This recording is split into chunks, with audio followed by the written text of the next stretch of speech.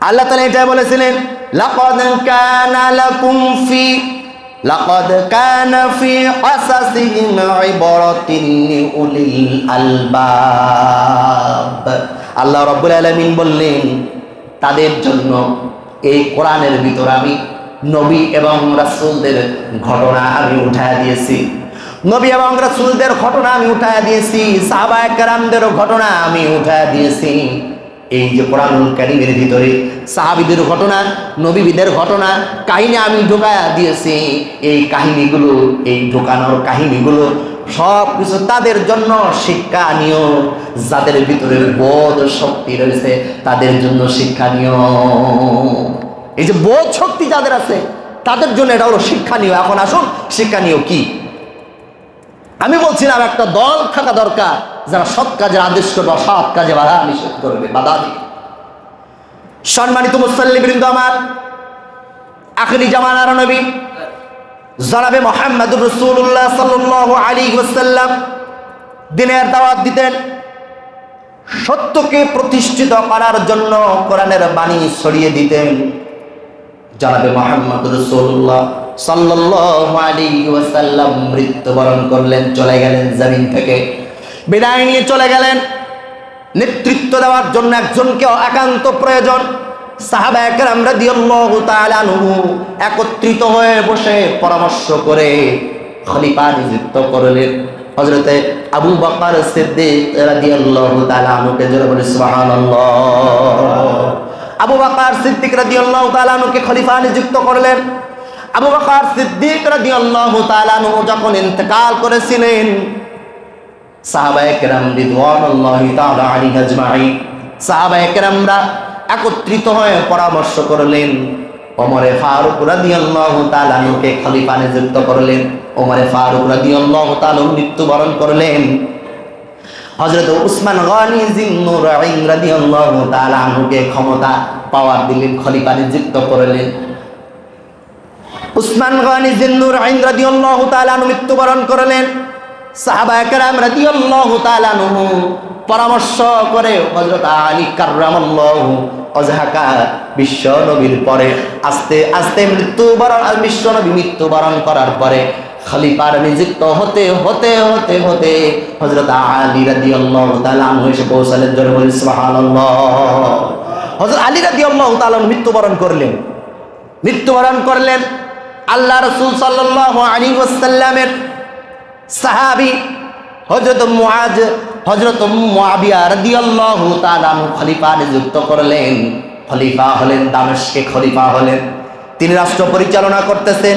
এমন ভাবে পরিচালনা করতে করতে করতে তার সন্তান ছিল ইয়াজিদ।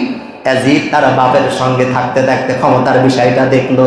কারণ হলো, আমরা একটা গ্রাম্য ভাষায় কথা বলে থাকি, মাস্টারের ছেলে হয় মাস্টার, ডাক্তারের ছেলে হয় ডাক্তার, ভ্যান চালকের ছেলে হয় ভ্যান চালক। পরিবর্তন সবকিছু করার মালিক তিনি কে? রাজনীতিবিদের ছেলে হয় রাজনীতিবিদ। যেমন এই যে রবি ভাই ইন্তেকাল করেছে, একটা মানববন্ধন দেখলাম হয়েছে বিচার চাওয়ার জন্য রুমরিয়াতে।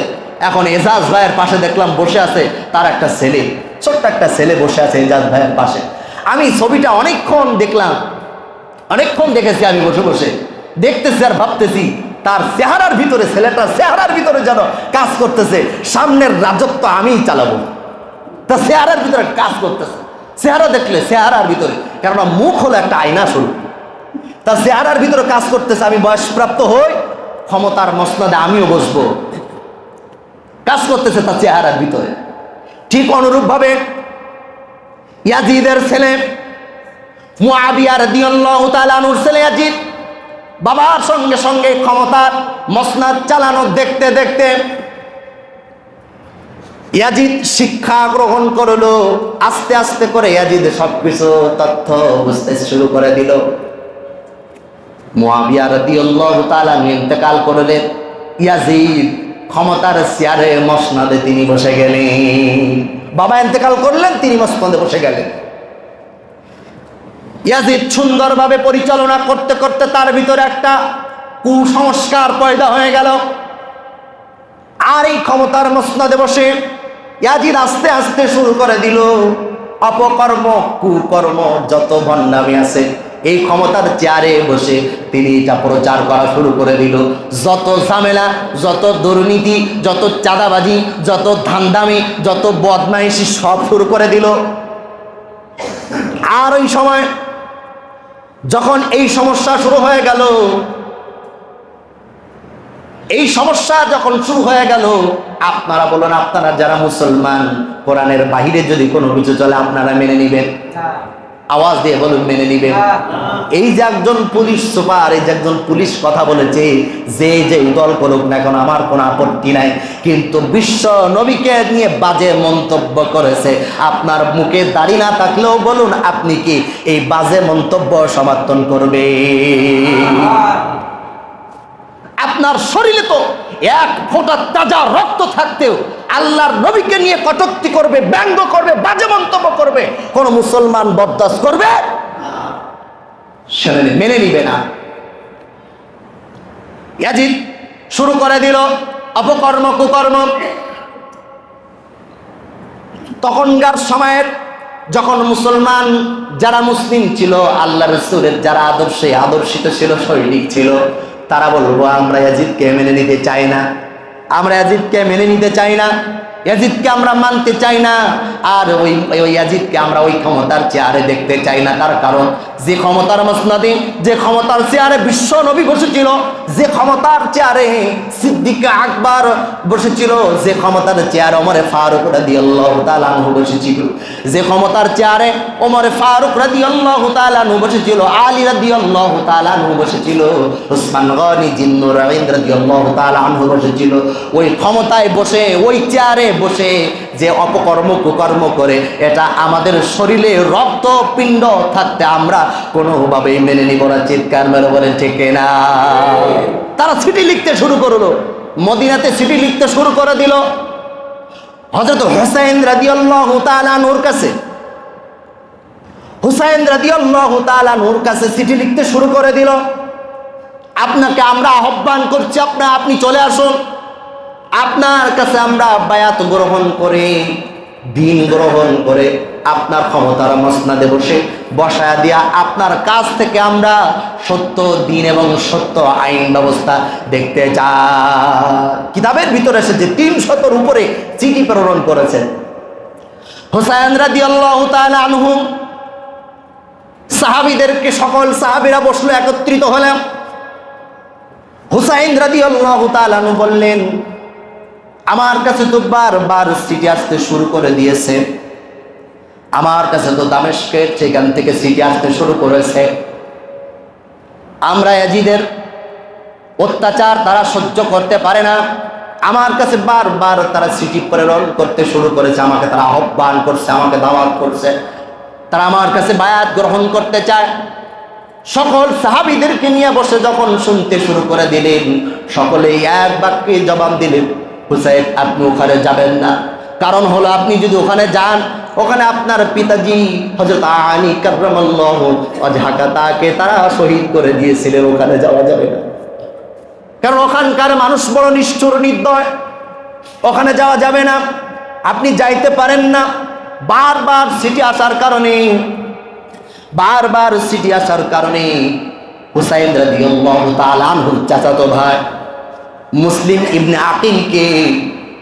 ইবনে আকিল রাদিয়াল্লাহু তাআলা আনহুকে পাঠায়া দিলেন, ওগো আমার চাচাতো ভাই, ওগো আকিল তুমি যাও, এখানে যা তুমি দেখো এখানকার অবস্থা, বারবার তো চিঠি আসতেছে, এখানকার অবস্থা সম্পর্কে তুমি জানবে, এখানকার অবস্থা সম্পর্কে তুমি বুঝবে, তারপরে তুমি যখন পরবর্তী আর একটা চিঠি দিবে তোমার পক্ষ থেকে, তুমি যদি আসতে বলো তাহলে আমি যাব, আর যদি তুমি আসতে না বলো তাহলে আমি যাব না। তোমার চিঠি পাওয়ার আশায় আমি বসে থাকলাম, যদি অবস্থা ভালো থাকে তাহলে আমি যাব, আর অবস্থা ভালো না হলে আমি যাব না। মুসলিম ইবনে আকিল পৌঁছায় গেলেন। মুসলিম ইবনে আকিল পৌঁছায় যাওয়ার পরে যে সকল মুসলমান যারা হুসাইন রাদিয়াল্লাহু তাআলা আনহুকে আহ্বান করছিলেন, এই সকল মুসলমানদের সঙ্গে সাক্ষাৎ হলো, পরিচয় হলো, তাদের সঙ্গে কথা হলো।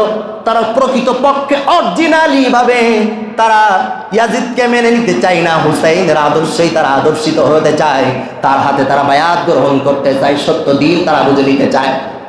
এবার মুসলিম ইবনে আকিল রাদিয়াল্লাহু তাআলা আনহু মদিনাতে হুসাইন রাদিয়াল্লাহু তাআলা আনহুর কাছে চিঠি লিখতে শুরু করে দিলেন। চিঠি লিখতে শুরু করে দিলেন, আপনি আসুন, এখানকার অবস্থা সুন্দর পরিবেশ, সুন্দর অবস্থায় এরা আপনার কাছে বায়াত গ্রহণ করতে চায়, আপনি আসুন। আপনি আসলেই তারা বায়াত গ্রহণ করে সত্য দিন আর সত্য ধর্মের উপরে তারা অবিচল হয়ে যাবে। এই চিঠি যখন চলে গিয়েছে আর কোনো সন্দেহ থাকতে পারে? হুসাইন রাদিয়াল্লাহু তাআলা আনহু এবার তৈয়ার হয়ে গেলেন, তারা রেডি হয়ে গেলেন। কোন কোন কিতাবের ভিতরে এসেছে যখন রওনা হয়েছিলেন 300 জন সাহাবী 300 জন সাথী সঙ্গীদের নিয়েছিলেন, কোন কোন কিতাবের ভিতরে এসে 200 জন নিয়েছিলেন, কোন কোন কিতাবের সহিহ কিতাব হলো তারা 72 জন তারা রওনা হয়েছিলেন। তার ভিতরে 40 জন ছিল পুরুষ আর 32 জন ছিল মহিলা। এই সাথী সঙ্গী সফর নিয়ে তারা চলে গেলেন, রওনা হয়ে গেলেন। তখন এখন যেমন মিনিটে মিনিটে সেকেন্ডে সেকেন্ডে মোবাইলে হ্যালো কয়ে আসো, তখন চিঠিপত্রের সময় মোবাইলের সময় ছিল না। সিটি মুসলিম ইবনে আকিল রাদিয়াল্লাহু তাআলা চিঠি পাঠালেন আর হুসাইন রাদিয়াল্লাহু তাআলা রওনা করলেন। প্রতিমধ্যে হঠাৎ করে ঘোষণা হয়ে গেল, আমাদের এখানে ইয়াজিদের কেউ গ্রহণ করতে চায় না। কিছু সংখ্যক মুসলমান ইয়াজিদকে মেনে নিতে চায় না। এই মুসলমানকে মেনে না নেওয়ার কারণে এক পক্ষে কিছু মুসলমান খাড়া হয়ে গিয়েছে, ইয়াজিদকে মেনে নেবে না। এমনকি মদিনার থেকে একজনকে তারা আহ্বান করে নিয়ে এসেছে, কিভাবে এখানে এসে বংশ বিস্তার করে মুসলমানের দিন খাড়া করা যায়, ইয়াজিদকে তারা মেনে নিতে চায় না। এই কথা যখন উবাইদুল্লাহ বিন জিহাদ এই কথাটা যখন ছড়িয়ে গেল, ইয়াজিদ ছড়াইয়া দিল। আর উবাইদুল্লাহ বিন জিহাদ এই কথা যখন শুনতে পাইল, চতুর্দিকে সংবাদ দিয়ে দিল, কে আছে এই শহরের ভিতরে মুসলমানদের পক্ষে ইয়াজিদকে মেনে নিবে না, মুসলমানদের পক্ষে কাজ করতেছে। এই কথা যখন ছড়াইয়া দিল, মুসলিম ইবনে আকিলকে তারা খোঁজ করে বের করে নিল। মুসলিম ইবনে আকিলকে খোঁজ করে নিয়ে তার কাছে প্রশ্ন করা হলো, তুমি এখানে কেন এসেছ? মুসলিম ইবনে আকিল জবাব দিল, আর যারা মুসলমান রয়েছে তারা হুসাইন রাদিয়াল্লাহু তাআলা আনহুর হাতে বায়াত গ্রহণ করে সত্য দিন তারা বুঝে নিতে চায়। এই কথা শুনে মুসলিম ইবনে আকিলকে ওই যে উবাইদুল্লাহ বিন জিহাদ তাকে তরবারি দিয়া গলা থেকে মাথা আলাদা করে দিয়ে তাকে কতল করে জোরপূর্বক খুঁটির উপরে টাঙায় রেখেছিল। সবাইকে দেখা দিল যে ইয়াজিদকে যারা মানবে না তাদের পরিণতি এমন হয়ে যাবে। শহীদ হয়ে গেল। এখানকার অবস্থা যে ভালো না, এটা তো বিশ্বনবীর কলিজার টুকরা নাতিকে আর সংবাদ দিতে পারছে না, কেননা মুসলিম ইবনে আকিল তো মৃত্যুবরণ করেছে। এদিক থেকে হুসাইন রাদিয়াল্লাহু তাআলা আনহু রওনা হয়ে গিয়েছে। এখান থেকে তো আর নিষেধ করতে পারতেছে না।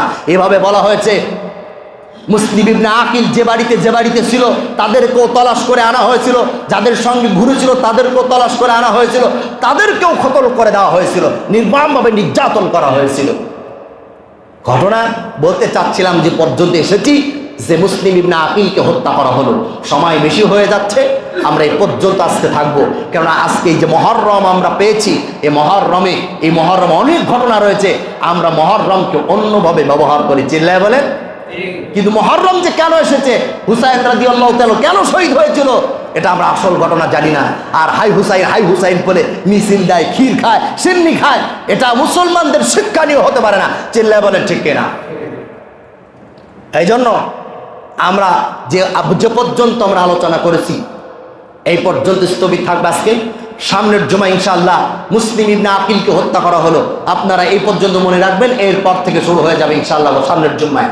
আল্লাহ তাআলা আমাদেরকে তৌফিক দান করুক কোরআন এবং হাদিসের সঠিক আমলের উপরে থাকার। সকলে বলে আমিন।